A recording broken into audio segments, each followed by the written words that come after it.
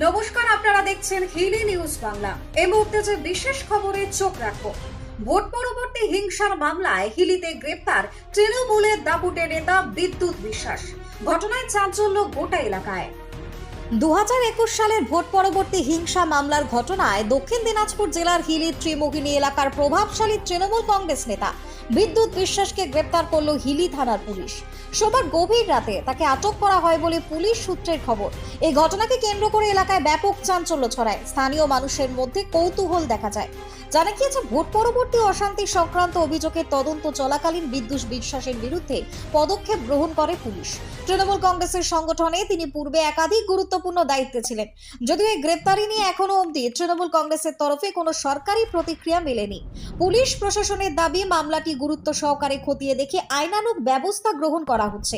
অন্যদিকে বিজেপির পক্ষ থেকে পুলিশের এই পদক্ষেপকে স্বাগত জানানো হয়েছে। Bureau report, Hili news Bangla. দেখুন, আমি যেটা শুনেছি 2021 সালে এক কর্মীকে যেভাবে মেরেছে, সে ঘুমায় চলে যায়, তারপরে দিনের পর দিন সেই পরিবারটার উপর টর্চার করেছে। তো তৃণমূলের নেতা হলে কি যে মানুষের উপর অত্যাচার করা যাবে, এরকম তো বিষয় নেই।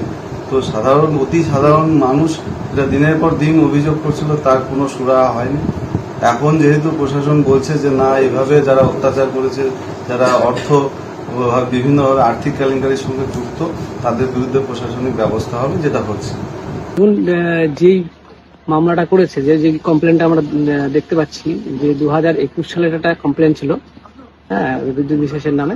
কিন্তু যেই কমপ্লেনটা রিটেন লিখেছে, সেটাতে লিখেছে নাকি বিদ্যুৎ বিশ্বাস এবং তার 3 জন সহকর্মী গিয়ে ওনার বাড়িতে গিয়ে বলে যে হচ্ছে কেসটা তোলার জন্য, না হলে মারধর করে এবং যৌন নিগ্রহ করে, এরকম কোনো একটা ব্যাপার লিখেছিল। কিন্তু দেখুন, কেসটা এতটাই ফেক যে কেসটা, যে 2021 সালে যে কেসটা হয়েছিল সেটা অলরেডি ডিসমিস হয়ে গেছে, সেই কেসটা অলরেডি শেষ হয়ে গেছে।